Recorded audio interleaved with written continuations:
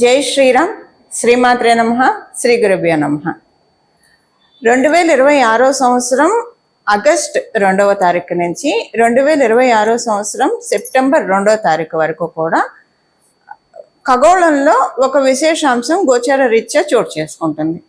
ఈ విశేషాంశం ఏంటంటే, ఇది మళ్ళీ మనకి రాదు. ఇలాంటి విశేష గ్రహస్థితి రావాలంటే మళ్ళీ మనకి 12 సంవత్సరాలు వెయిట్ చేయాలి.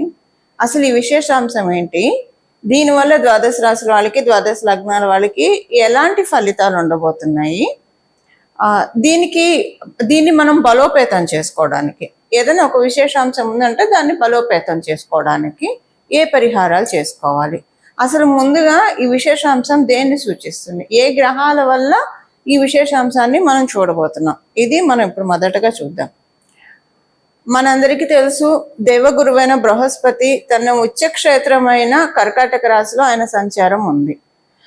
అసుర గురువైన శుక్రాచార్యుల వారు కూడా తన నీచ క్షేత్రమైన కన్యా రాశిలోకి 2వ తారీఖు ఆగస్టు 2వ తారీఖు నుంచి సెప్టెంబర్ 2వ తారీఖు వరకు ఆయన సంచారం ఉంటుంది, శుక్రాచార్యుల వారి సంచారం ఉంటుంది. ఇదే విశేషాంశం. ఇద్దరు గురువర్యులే, ఒకరు అసురు గురువు, ఒకరు దేవగురువు. ఒకరేమో ఉచ్చ స్థానంలో ఉండడం, ఒకరు నీచ స్థానంలో ఉండడం. ఇది అంటే ప్రతి సంవత్సరం కూడా శుక్రాచార్యుల వారు కన్యా రాశిలోకి ఒక నెల ఆయన సంచారం ఉంటుంది, శుక్రాచార్యుల వారి సంచారం ఉంటుంది. కాకపోతే ఇప్పుడు దేవగురువైన బృహస్పతి అంటే ఒక గురువు ఉచ్చ రాశిలో ఉండడం, ఒక గురువు నీచ రాశిలో ఉండడం, ఇది ఎలాంటి ఇంపాక్ట్ సూచిస్తుంది. ఇది నిజంగా ఒక చాలా విశేషాంశము.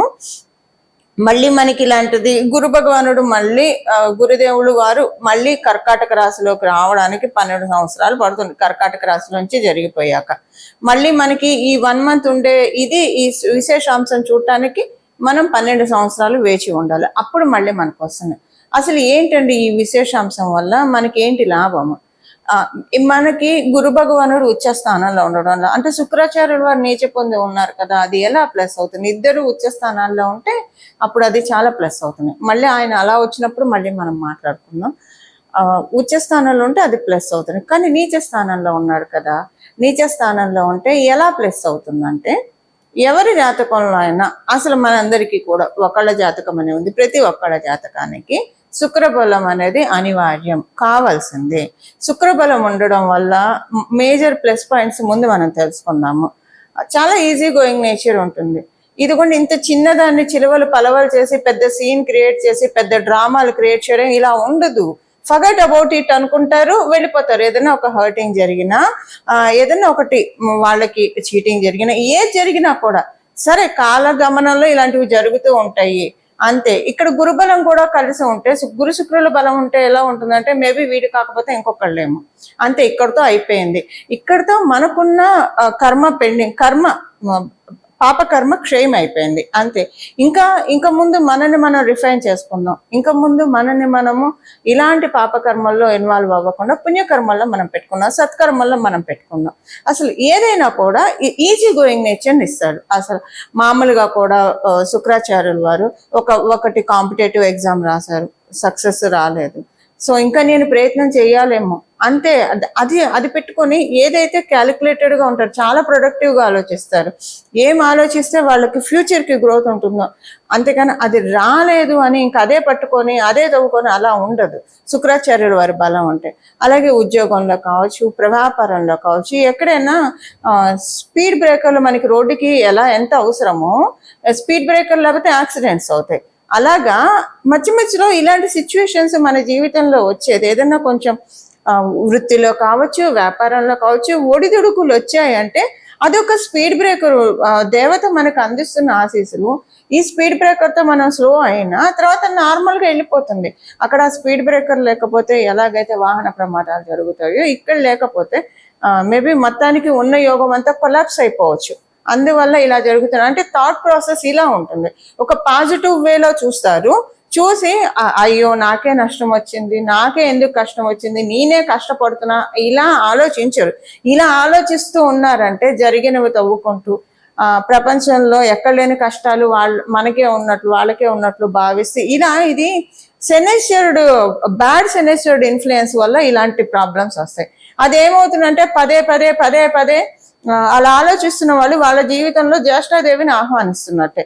ఆవిడకేంటి ఎప్పుడు దుఃఖంతో కొమిలిపోతూ ఉండడం, జరిగినవి తలుచుకుంటూ ఉండడం, వగచిపోవడం ఉండడము, గోవింద గోవింద గోవింద ఇలాంటివన్నీ ఆవిడకి ఇష్టం. అందువల్ల ఏంటంటే మీరు నన్ను పిలుస్తున్నారా, ఎందుకు మీరు అంత శ్రమపడి పిలవడం, నేనే వస్తాను కదా, కాల్ అవే అని ఆవిడ చెప్తూ ఉంటారు. అలా మనకి అది వద్దు కదా. మనకి కావాల్సిన ఏంటి, పరిపూర్ణ శ్రీలక్ష్మి కటాక్షం కదా. అంటే శుక్రాచార్యుల వారి బలం ఎందుకు కావాలి, ఒక డబ్బులు లావిష్ లైఫ్ లగ్జరీ లైఫ్ అని అనుకోకండి. ప్రతి దాంట్లో మనకి సక్సెస్ కావాలంటే మంగళ స్ట్రెంత్ ఉండాలి, కానీ దానికి థాట్ ప్రాసెస్ ఉండాలి కదా. దానికి బుధుడు శుక్రుడు కూడా బలం తోడు వేయాలి. ఎవరికైతే బుధ శుక్రుడు కలిగి ఉంటుందో వైజ్ డెసిషన్స్ తీసుకుంటారు, రైట్ టైంలో రైట్ డెసిషన్స్ తీసుకుంటారు. అనుకుంటారు అసలు ఏం ప్లానింగ్ చేశారా వాళ్ళు, ఎంత చక్కగా ఎదిగారా లైఫ్లో, అలా అనుకుంటాను చూసారా. అది బుధ శుక్రుల బలం ఉంటేనే అంటారు. సో అందులో శుక్రాచార్యుల వారి బలము గోచారంలో, గోచారంలో నీచపడి ఉన్నాడు కాబట్టి, ఎప్పుడు నీచపడితే మనం బలం పెంచుకోవాలంటే అవ్వదండి. మీ జన్మజాతకంలో ఒకవేళ నీచులో ఉంటే ఇది ఇంకా ప్లస్ అవుతుంది. మీ జన్మజాతకంలో శుక్రాచార్యుల వారు లగ్న చాట్లో కానీ నవాంశ చాట్లో కానీ నీచపడి ఉన్నారంటే, ఇప్పుడు ఇది మీరు దాన్ని కరెక్ట్ చేసుకోవడానికి కనీసం ఒక 3 to 5 years కరెక్ట్ చేసుకోవడానికి, బలాన్ని పంపించేసుకోవడానికి. ఇప్పుడు మన ఇంట్లో నీళ్ళు రాకపోతే పక్క బిల్డింగ్ వాళ్ళ ఇంట్లో నుంచి చాలా మంది చూగుతా నీళ్లు లాక్కుంటారు. సో ఆ స్కేర్సిటీ వాళ్ళకి అక్కడ తెలియకుండా, అలా మన గోచారంలో వచ్చేది లాక్కోవడానికి. ఒకవేళ శుక్రాచార్యుల వారి బలం ఉంటే ఇంకా పెరుగుతుంది. ఏమండి మనకి మంచి విషయాలు జరిగితే వద్దని మనం చెప్తామా, చేదా కాదు కదా. సో అలాగా మనకి ఉండడానికి వీటన్నిటికీ కూడా అంటే ఒక మంచి థాట్ ప్రాసెస్ ఇస్తాడు శుక్రాచార్యుల వారు, మంచి థాట్ ప్రాసెస్ ఇస్తాడు, బుద్ధి బలాన్ని ఇస్తాడు. అలా బుద్ధి బలాన్ని, ఆయన ఉన్నది కూడా కన్యా రాశిలో కదా, బుద్ధ భగవానుడు రాశి కాబట్టి ఇలా బుద్ధి బలాన్ని, ఇంకా అందరికీ తెలిసిందే మంచి బట్టలు కట్టుకోవాలి, మంచి ఆర్నమెంట్స్ ధరించాలి, చక్కటి ఫుడ్ తినాలి, మంచి ఇంట్లో ఉండాలి. ఇవన్నీ బేసిక్ నీడ్స్ ప్రతి ఒక్కళ్ళకి ఉంటాయి. సో ఇందులో ఆర్నమెంట్స్ పోని పక్కన పెట్టేస్తే మంచి బట్టలు, మంచి తిండి, అలా మంచి ఇంట్లో ఉండడం, ఇదైతే బేసిక్ నీడ్స్ కదండి. తిండి, గూడు, బట్ట అని మనం చెప్తూ ఉంటాం కదా. వీటిని మించి మనకి రావడానికి ఇప్పుడు గురు భగవానుడు ఉచ్చ రాశిలో ఉన్నాడు కాబట్టి, నీచ రాశిలో ఉన్న శుక్ర భగవానుడి బలం మనం అందరం పెంపొందించుకోవచ్చు. అంటే మనమందరం కూడా శుక్ర భగవానుడు నీచ రాశిలో ఉన్న మన జన్మ జాతకాల్లో ఉన్న శుక్రుడిని ఒకవేళ బలంగా ఉంటే ఇంకా బలోపేతం చేసుకోవడం. అండ్ మ్యారేజ్ రిలేషన్స్ లో కూడా జీవిత భాగస్వామిని సూచిస్తాడు శుక్రాచార్యుల వారు. సో ప్రతి విషయంలో కూడా వివాహం కాని వాళ్ళకి వివాహం అవ్వాలంటే శుక్రబలం కూడా ఉండాలి, గురుబలం ఉండాలి, శుక్రబలం మేజర్గా ఉండాలి. ఇలాంటి వాటికి అన్నిటికీ కూడా శుక్రబలం మనకు కావాలి. ఇలా మనం శుక్రబలాన్ని తెచ్చుకోవడానికి this is the right time. అసలు ద్వాదశ రాశుల వాళ్ళకి, ద్వాదశ లగ్నాల వాళ్ళకి ఏ పాయింట్స్ లో ఈ గురు శుక్రుల ఉచ్చ నీచాలు ఇంపాక్ట్ చూపిస్తున్నాయి. పరిహారము అందరికీ ఒకటే పరిహారం ఉంటుంది, అది చేసుకుంటే మనకి స్ట్రెంగ్త్ బాగా పెరుగుతుంది. పరిహారం చివరిలో మనం తెలుసుకుందాం. అసలు ముందుగా ఏ రాశుల వాళ్ళకి ఏమేం చేయాలన్నది ఇప్పుడు మనం చూద్దాం. వృశ్చిక రాశి వృశ్చిక లగ్నంలో పుట్టిన వాళ్ళకి, మీ రాశి ఇప్పుడు మీకు లాభస్థానము, అలాగే మీకు నవమస్థానం, ఈ రెండిట్లో జరుగుతూ ఉంది ఈ గురు భగవానుడు ఉచ్చస్థితి, శుక్రాచార్యుల వారి నీచస్థితి. ఇదేంటంటే ఈ ఉచ్చస్థితి నీచస్థితి మీకు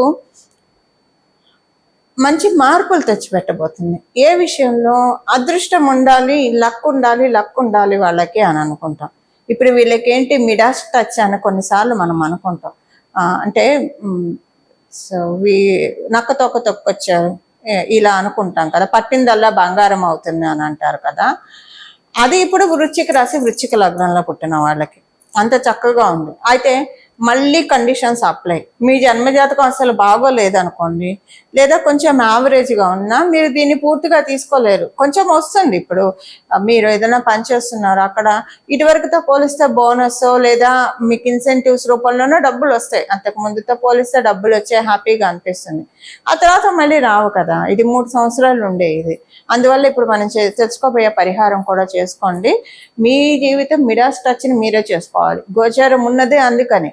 మన జన్మగ్రహ స్థితులు ఒకవేళ బాగున్నా బాగోకపోయినా భగవంతుడు అవ్యాజ కరుణామూర్తి కాబట్టి గోచారము అంటే గోచారం లేకుండా ఎలా ఉంటుంది? ఇప్పుడు వాళ్ళు పుట్టారు, ఇప్పుడు నేను ఈ గోచారం చెప్తున్నానండి. ఇప్పుడు ఎవరైనా ఈ పూట పుట్టారు అనుకోండి, ఈ గోచారమే వాళ్ళ జన్మగ్రహ స్థితి అవుతుంది కదా, అందువల్ల గోచారం ఉంటుంది. అయితే ఈ జన్మగ్రహ స్థితికి గోచారము ఎప్పుడు కూడా శుభత్వాన్ని అయితే ఓవర్లాప్ చేస్తే మంచిది, ఇబ్బంది చేసే విషయాల్లో ఓవర్లాప్ చేస్తే చాలా కష్టం. అందుకే మాలాంటి జ్యోతిష పండితులు అందరూ కూడా ఎప్పటికప్పుడు టైం టు టైం ఇది మా ధర్మం, మా బాధ్యత కాబట్టి చెప్తూ ఉంటాము. ఇది చేసుకుంటే బాగుంటుంది, ఈ విషయంలో జాగ్రత్తగా ఉండండి, ఇలా చెప్తూ ఉండడానికి కారణం అదే. ఎందుకంటే ఒక విద్యని జగన్మాత ప్రసాదించినప్పుడు దాన్ని సద్వినియోగం చేసుకోవాలి కదా, అందరికీ ఉపయోగపడేట్టు. అందుకనే ఇలాంటివన్నీ మాలాంటి జ్యోతిష పండితులు చెప్తూ ఉంటారు. సో ఇప్పుడు మనం పాయింట్కి వస్తే గనక ఇది మీకు మంచిదండి. ఏంటంటే మీకు ఎలా ఉంటుందంటే ఇప్పుడు మిడాస్ టచ్ అంతే, ఇంక నేను ఒక మాటలో చెప్తే మిడాస్ టచ్. కానీ మీ జన్మజాతకం బాగుంటే బాగుంటుంది, మీరు ఏం చేయకపోయినా వస్తుంది. కథ చేస్తే అది ఇంకా పెరుగుతుంది. మేబీ 3 years 6 yearsకి మీరు పొడిగించుకోవచ్చు. ఒకవేళ బాగోలేదు అనుకోండి 3 monthsతో అయిపోతుంది. సో 3 months కావాలా 3 years కావాలా అన్నది మీ చాయిస్. సో అన్ని మీ జీవితంలో ఏవేవైతే బాగోలేదో వాటన్నిటిని కరెక్ట్ చేయడానికి అందులో ఈ పరిహారము, మీరు జగన్మాత చరణాలను ఆశ్రయించే పరిహారం ఇప్పుడు నేను చెప్పబోయేది. అది మీ ఆధ్యాత్మిక బలాన్ని పెంచుతుంది, మీ సోలు యొక్క బలాన్ని కూడా పెంచుతుంది. ఇలా మీరు మీ జీవితాన్ని సువర్ణమయం చేసుకోవాలని చెప్పి మనస్ఫూర్తిగా నేను కూడా కోరుకుంటున్నాను. ఇంకా రాబోయేవన్నీ చాలా మంచి రోజులు అండి వృశ్చిక రాశి వాళ్ళకి.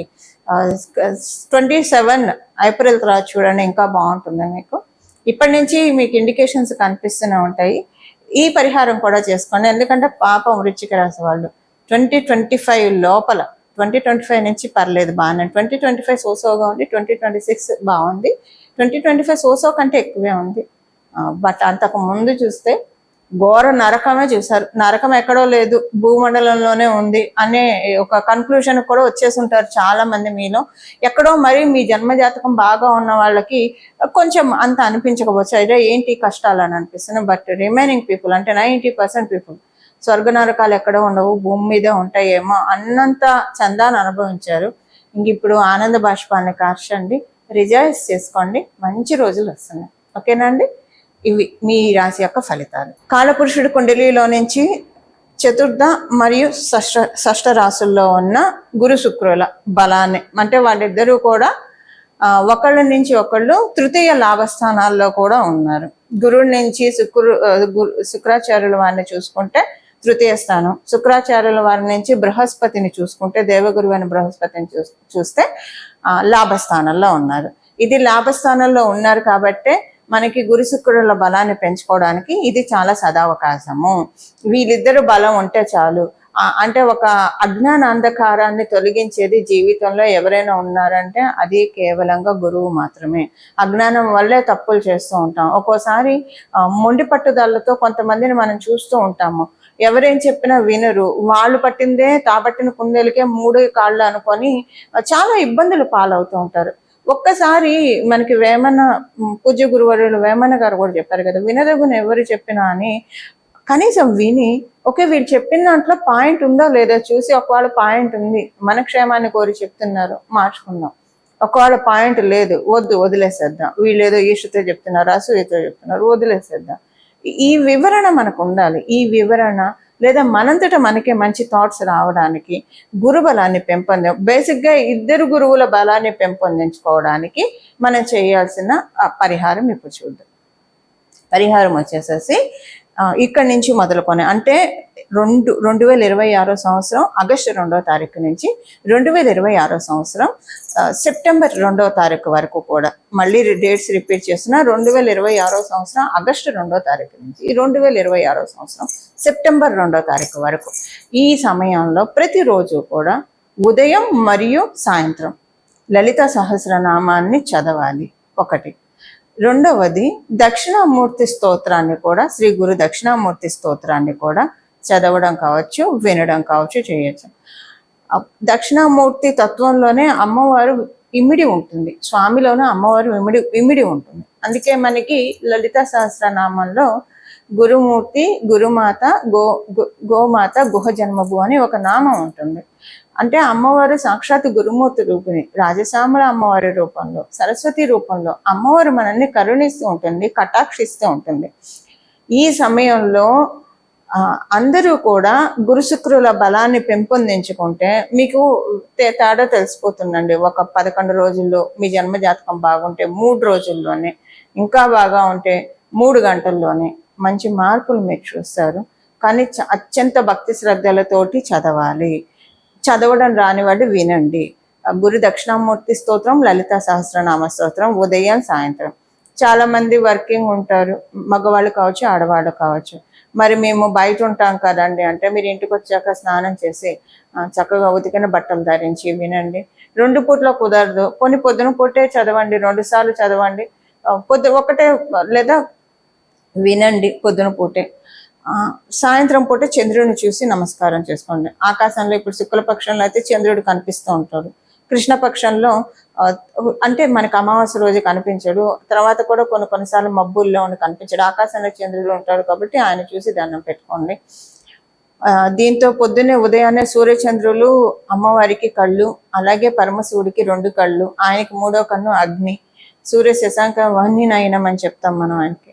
సో వాళ్ళిద్దరికీ దండం పెట్టుకోండి. అమ్మవారు 2 కళ్ళకి దండం పెట్టుకోవడము ఇది చాలా విశేషమైన ఫలితాన్ని మన జీవితంలో కలిగిస్తుంది. ఇలా ఉదయాన్నే స్నానం చేసిన వెంటనే శుభ్రమైన వస్త్రాలను ధరించి లలిత సహస్రనామాన్ని పారాయణం చేయండి. లేదు 3 సార్లు చేస్తే మంచిది. ఒకటేసారి కూర్చొని చేసేప్పుడు 3 సార్లు చేస్తే మంచిది. లేదా పొద్దున ఒకసారి, సాయంత్రం ఒకసారి. కుదరదంటే ఒక్కసారి ఉన్న చేసుకోండి, పర్లేదు. అమ్మవారికి మన ఆర్తి తెలుసు కాబట్టి ఒకసారి చేసుకున్నా పర్వాలేదు. ఇలా చేసుకోవడం వల్ల గురు శుక్రుల యొక్క బలాన్ని మనము మన జీవితంలో తీసుకోవడానికి అవకాశం ఉంటుంది. ఇక్కడ నుంచి ఒక 3 సంవత్సరాల్లో మంచి మార్పులు మనం చూడడానికి, ఒక 3 సంవత్సరాల వరకు ఇప్పుడు మనం తీసుకున్న ఈ నెలలో మనం తీసుకున్న బలం రిటర్న్ అవుతుంది. అందులో ఇప్పుడు చూస్తున్నాం కదా రెసిషన్ అని. సో కొంతమందిని తీసేయడం ఇలాంటివి కూడా చాలా బాధపడుతూ ఉన్నారు కదా చాలా మంది. కొంతమందికి వ్యాపారాలు సరిగ్గా సాగక ఇబ్బంది పడుతూ ఉన్నారు. వీటన్నిటి నుంచి బయటపడడానికి కొంత ఒక 3 సంవత్సరాలు అయితే మనకి బెనిఫిషియల్గా ఉంటుంది. ఇది పరిహారం చేసుకోవాల్సిన పరిహారము. మీరందరూ కూడా స్వామివారిని, జగన్మాతని, మహాదేవుడి చరణాలని ఆశ్రయించి మంచి లబ్ధిని పొందుతారని, మనమందరం కూడా మహాదేవుడి యొక్క, జగన్మాత యొక్క పరిపూర్తి కృపాకటాక్షాన్ని అందుకోవాలని చెప్పి మనందరి తరఫున జగన్మాత చరణాలను, అలాగే మహాదేవుని చరణాలను శిరస్సు ఉంచి నమస్కరిస్తూ మంగళం. నమో భగవతే వాసుదేవాయ.